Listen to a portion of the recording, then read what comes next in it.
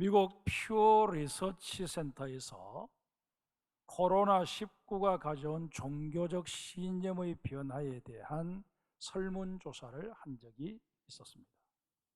이 조사는 지난해 6월 10일부터 8월 3일까지 거의 2달에 걸쳐서 14개 나라 14,276명을 대상으로 전화 설문 방식으로 진행이 되었습니다. 그런데 이 14개국 가운데 우리나라의 경우 응답자의 9%나 되는 사람들이 코로나 사태 이전보다 신앙심이 약해졌다, 그렇게 응답을 했다고 합니다. 이것은 전체 응답자 14,276명의 응답자 가운데 신앙이 약해졌다 하는 사람들의 전체 평균 프로테이지가 3%인 것을 고려한다면 정말 월등하게 높은 수치라, 그렇게 말할 수 있습니다. 우리 한국의 그리스도인들의 신앙의 뿌리가 다른 우리보다 더 오랜 기독교의 전통을 가지고 있는 나라의 그리스도인들의 그 신앙의 수준과 비교해 볼 때 너무 얕다는 것입니다. 그런가 하면 종교가 삶에서 중요하다, 그렇게 응답을 한 이른바 진성교인들을 대상으로 한 설문에서도 코로나 이전보다 오히려 내가 신앙심이 더 강해졌다, 그렇게 응답한 사람도 우리나라의 경우 30%에 불과했습니다.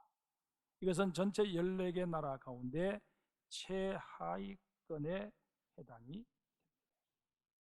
참고로 지금도 코로나로 인해서 하루 3,000명 이상 사망자가 속출하고 있는 미국의 경우 코로나 이전보다 오히려 신앙심이 강해졌다, 그렇게 응답한 사람들이 48%나 되었습니다. 두 사람 가운데 거의 한 사람은 내가 코로나 이전보다 더 신앙이 강해졌다, 그렇게 응답을 한 것입니다. 또한 응답자의 35%는 코로나19 팬데믹 현상은 하나님이 인류에게 교훈을 주기 위해 보낸 메시지라고 생각한다, 그렇게 응답을 했습니다.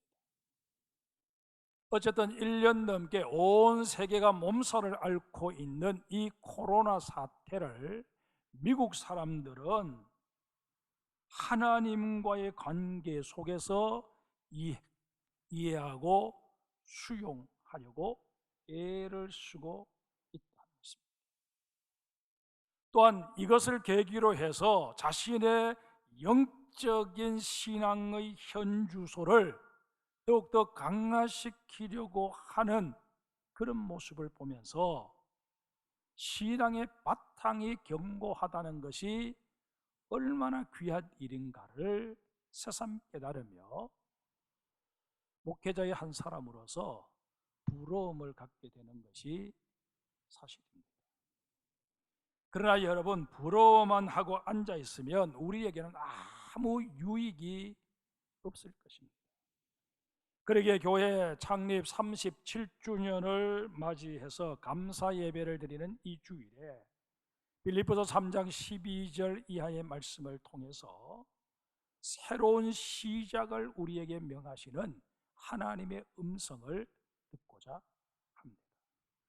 오늘 본문에서 바울이 뭐라고 말합니까? 내가 이미 얻었다 함도 아니요 온전히 이루었다 함도 아니라 오직 내가 그리스도 예수께 잡힌 바 된 것을 잡으려고 달려가노라. 우리의 인생이 미완성임을 바울은 이렇게 표현을 한 것입니다. 그렇다면 미완성인 우리의 인생을 보다 완전하게 갖추어내기 위해서 우리에게 필요한 것이 무엇일까요? 제일 먼저 우리에게는 토끼의 자만이 아니라 거북이의 성실함이 필요합니다.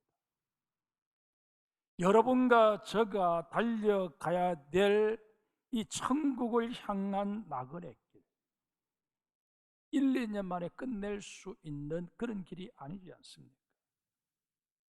그러기에 우리는 이 길을 묵묵히 걸어갈 수 있는 영적인 끈기를 가져야 합니다. 우리가 10년, 20년 예수 잘 믿었다고 할지라도 그 이후에 예수 믿지 않고 신앙의 길에서 이탈해 버린다면 우리의 그 10년, 20년 열심히 신앙생활을 한 것 무슨 의미를 가질 수 있겠습니까? 성경에 보면 데마라고 하는 인물이 바울을 도와서 열심히 선교사에게 힘썼음에도 불구하고 그 속에 여전히 정리되지 못하고 있었던 세상에 대한 사랑 때문에 그는 바울을 버리고 다시금 세상으로 미끄러져 들고 막 그가 바울과 함께 수고했던 그 선교 사역들 데마에게 있어서 더 이상 아무런 의미가 없는 것이 되고 만 것입니다. 그러기에 우리는 천국문에 이르기까지 우리 주님의 영접을 받기까지 거북이의 성실함을 내게 허락하여 주옵소서 기도할 수 있어야 할 것입니다. 또 하나 우리에게는 잡힌 바 되었다 하는 의식이 필요합니다. 이 시간 자신에게 한번 물어보십시다. 나는 무엇에게 잡힌 바 되었을까요? 만약 내가 어떤 사람에게 잡힌 바 되었다면 나는 어쩔 수 없이 그 사람의 종이 될 수밖에 없을 것입니다.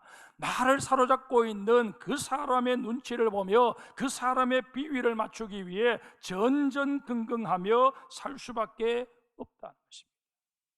그런가 하면 내가 마귀에게 사로잡혀 있다면 안타깝게도 나는 마귀의 종이 될 수밖에 없을 것입니다. 또한 물질에 사로잡혀 있다면 나는 늘 내 소유를 늘리는 일에만 전전긍긍하며 그렇게 인생을 살다가 결국 인생의 마지막에 이르러서 다 내려놓고 헛되고 헛되니 헛되고 헛되도다 그렇게 말하며 임종을 맞이해야 할 것입니다.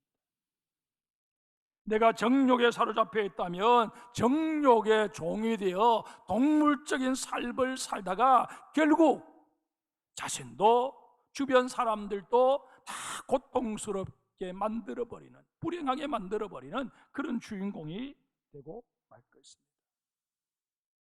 그런데 중요한 것은 이런 모습들 가운데 그 어떤 것도 그리스도인의 모습이 아니라는 사실입니다. 그리스도인 우리는 오로지 예수 그리스도께 잡힌 바 되어야만 합니다.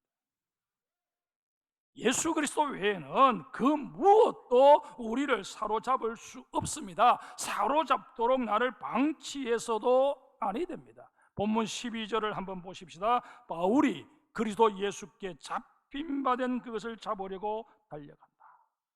그렇게 고백합니다. 이미 잡혔는데 뭘 또 잡으려고 달려간다는 것일까요? 우리의 그리스도인됨은 그리스도께서 우리를 붙잡아 주심으로 시작되고 유지될 수 있습니다. 그리스도께서 우리를 포기하시거나 버려버리실 경우 결코 우리는 그리스도의 지위를 가질 수도 없고 유지할 수도 없습니다.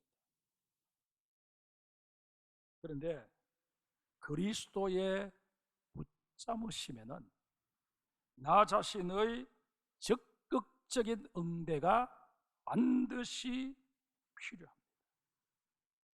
그리스도께서 나를 붙잡아 주시지만 나 또한 그리스도를 붙잡고자 하는 열망을 가지고 주님께로 나아가야 한다는 것입니다.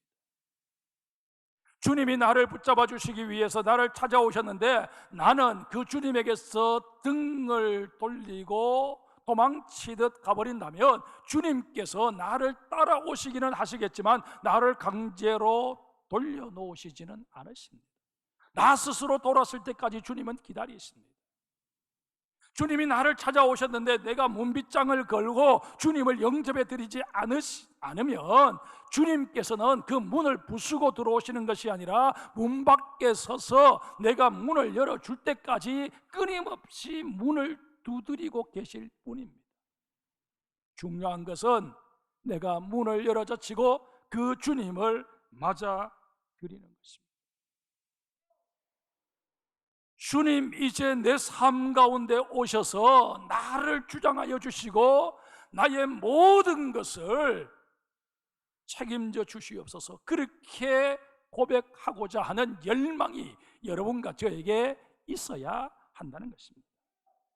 그러면 나에게 이런 열망이 있다는 것을 어떻게 표현할 수 있을까요? 사도 바울은 뒤에 있는 것을 잊어버리고 앞에 있는 것을 잡으려고 푯대를 향하여 그리스도 예수 안에서 하나님이 위해서 부르신 부름의 상을 위하여 달려가는 것이 그 비결이다. 그렇게 우리를 깨우쳐 줍니다.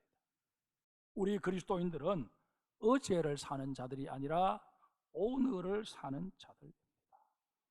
뿐만 아니라 현재의 자리에서 내일을 바라보는 자들입니다. 그러기에 뒤에 있는 것 잊어버리고 앞에 있는 것을 잡으려고 달려가는 것이 우리 그리스도인들에게 있어서는 지극히 정상적인 모습입니다. 그런데 이 정상적인 모습이 실제로는 쉽지 않다는데 우리의 고민이 있습니다.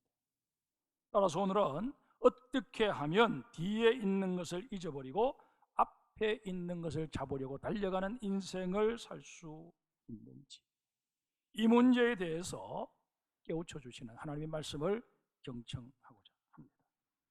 첫 번째로 정면 승부를 거는 것이 그 비결이라고 주님 말씀하십니다. 히브리서 10장 38절에 뒤로 물러가면 내 마음이 그를 기뻐하지 아니하리라고 주님 말씀하십니다. 이어서 39절에서는 우리 그리스도인들은 뒤로 물러가 멸망할 자가 아니요 오직 영혼을 구원함에 이르는 믿음을 가진 자라고 못을 박으십니다. 여기 문이 하나 있다고 가정을 해보십시다. 그런데 그 문이 잠겨 있습니다. 그 문을 통과해서 가야 하는데 문이 잠겨 있을 때 어떻게 대처하는 것이 바람직할까요? 문이 잠겼네? 할 수 없네? 돌아가야지. 포기해야지. 그렇게 말하는 것이 바람직한 모습일까요? 아닙니다. 문이 잠겨 있다면 반드시 이 문을 열 수 있는 열쇠가 어딘가에는 있을 것이다. 그렇게 생각하고 그 열쇠를 주변에서 찾고자 노력하는 것이 바람직한 태도일 것입니다. 어떤 문제에 봉착했을 때 그 문제를 해결할 가능성을 먼저 떠올릴 수 있는 긍정적인 마인드가 우리 그리스도인들에게는 있어야 한다는 것입니다. 우리가 시험 당할 때에 그 시험을 능히 감당해낼 수 있는 힘도 하나님이 이미 우리에게 주셨고 부족하다면 더 풍성하게 주실 것이다 하는 이 믿음이 여러분과 저에게 있어야 한다는 것입니다. 뒤에 있는 것을 잊어버리고 앞에 있는 것을 잡고자 달려가는 인생을 살 수 있는 두 번째 비결은 목표를 분명히 설정하는 것이라고 주님 말씀하십니다. 소돔 성이 멸망당할 때 그 성에 살고 있던 롯은 아내와 두 딸을 데리고 급하게 빠져나왔습니다. 너무 급작스럽게 나온 탓에 아무것도 챙겨 나올 수가 없었습니다. 시간적 여유가 있다고 할지라도 하나님께서 아무것도 가져가지 말라고 말씀하셨으니 챙겨 나올 수도 없었을 것입니다. 롯의 아내는 그게 못내 아쉬웠습니다. 그래서 자꾸 뒤를 돌아보게 됩니다. 두고 온 것에 대한 미련 때문에 뒤를 돌아보지 말라고 하신 하나님의 말씀을 가볍게 여기고 만 것입니다.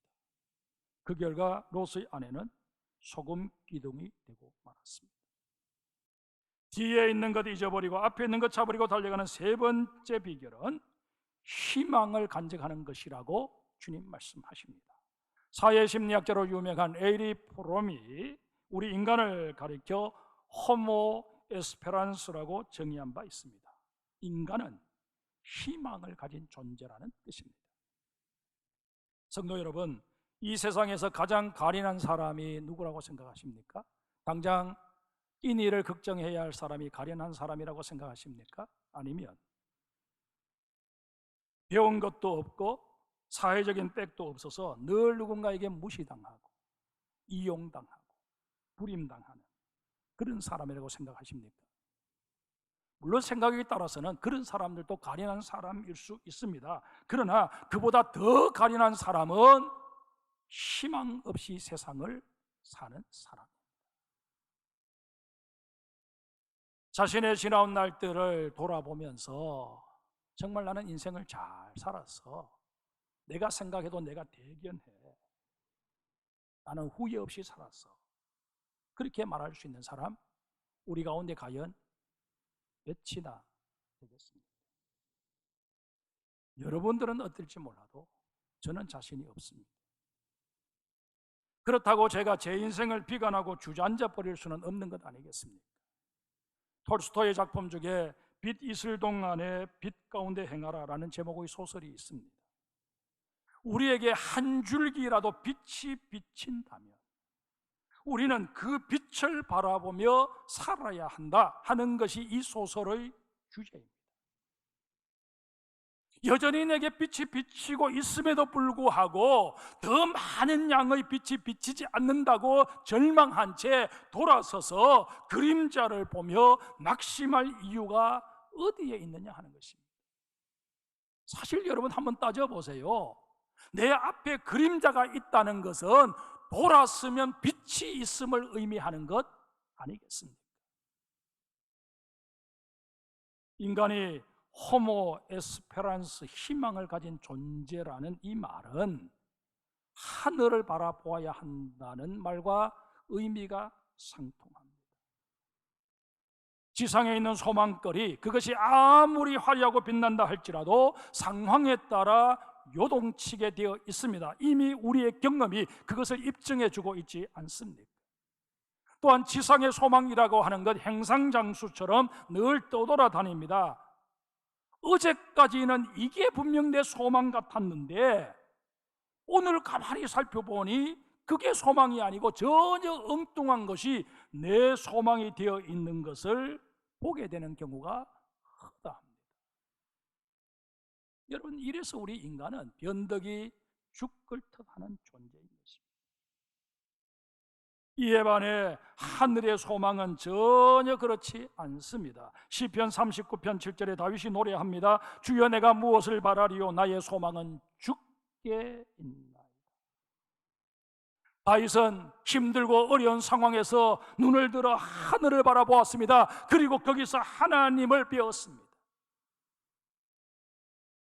우리 역시 눈을 들어 하늘을 바라보므로 거기 자리하고 계신 영원하신 하나님을 배울 수 있어야 합니다. 그리고 그 하나님께 나의 전 삶을 온전히 내어드릴 수 있어야 할 것입니다. 여호와 하나님이 내 주인이 되셔서 나의 목자가 되셔서 내가 사망의 음침한 골짜기를 지나야 하는 그런 상황에 노출되어진다고 할지라도 내가 해받는 것을 전혀 두려워하지 않는 그런 인생을 살아갈 수 있도록 나의 보호자가 되시고 나의 인도자가 되시고 나의 능력이 되시고 나의 도움의 오른팔이 되어주실 줄 믿습니다. 이런 인생이 소망 있는 인생입니다. 우리가 뒤에 있는 것 잊어버리고 앞에 있는 것 잡아버리고 달려갈 때 하나님께서는 어떻게 우리를 도와주실까요? 제일 먼저 부름의 삶, 하나님께서 우리에게 제시하시는 그것이 더욱더 확연하게 우리에게 보여질 수 있도록 섭리하여 주십니다. 15절 뒷부분을 한번 보십시다. 여러분들의 이해를 돕기 위해 공동번역 성경으로 제가 이 구절을 다시 읽어드리겠습니다.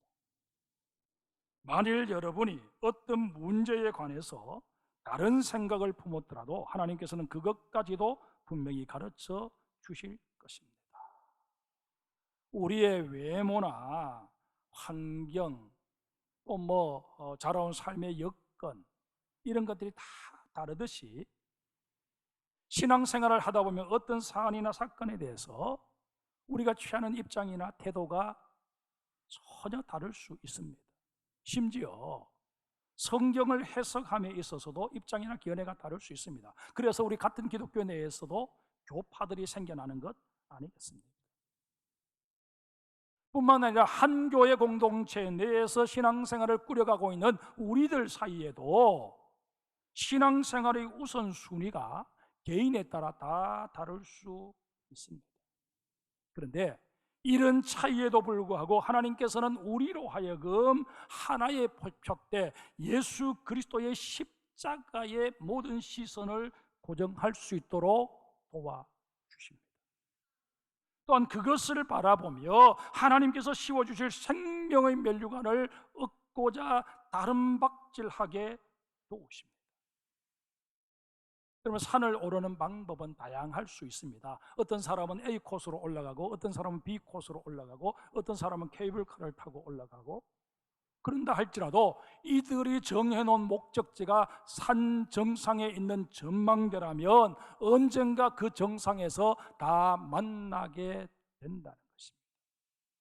마찬가지로 우리가 신앙생활을 함에 있어서 어떤 입장을 취하든 간에 우리가 바라보는 것이 주님의 피 묻은 십자가이고, 우리가 기대하고 소망하는 것이 여호와 하나님께서 우리에게 씌워주실 영광의 면류관이라면 우리는 저 천국문 앞에서 다 만나게 되어 있다는 것입니다. 여기에 우리의 소망이 있습니다. 그런데 문제가 있습니다. 우리가 하나의 십자가, 하나의 면류관을 바라보면 얼마나 좋겠습니까마는 그리스도인이라는 이름을 가진 사람들 중에 전혀 엉뚱한 것을 바라보는 사람들이 없지 않아 있다는 것입니다. 분명히 십자가를 바라보기는 하는데 주님께서 우리에게 제시하시는 피 묻은 십자가를 바라보는 것이 아니라 금으로 만들어진 십자가, 온갖 보석이 박혀있는 십자가를 바라보는 그런 사람들이 없지 않다는 것입니다. 부름의 상을 위해서 달려가기는 하는데 하나님께서 씌워주실 생명의 면류관이 아니라 세상이 주는 권력의 면류관, 명예의 면류관, 이것 얻기 위해서 허둥지둥하는 사람들이 없지 않아 있다는 것입니다.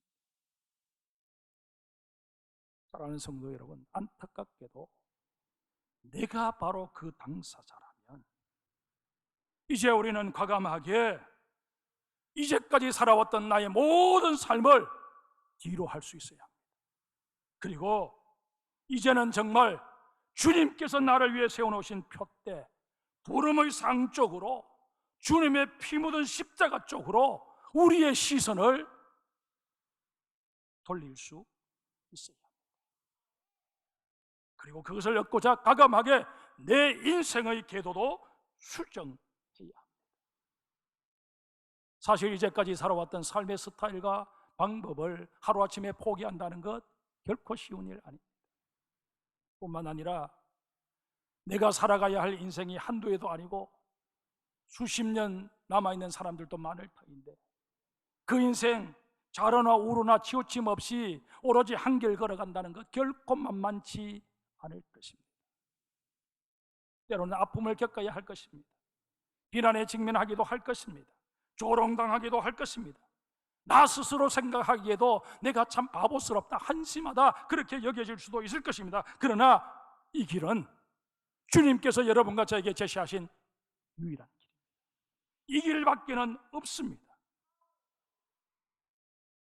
그러기에 이 길을 선택한 우리에게 보혜사 성령님 함께하여 주시며 힘이 되어 주시기를 소망하며 오늘도 주님 앞에 무릎 꿇는 여러분과 제가 되어야 할 것입니다.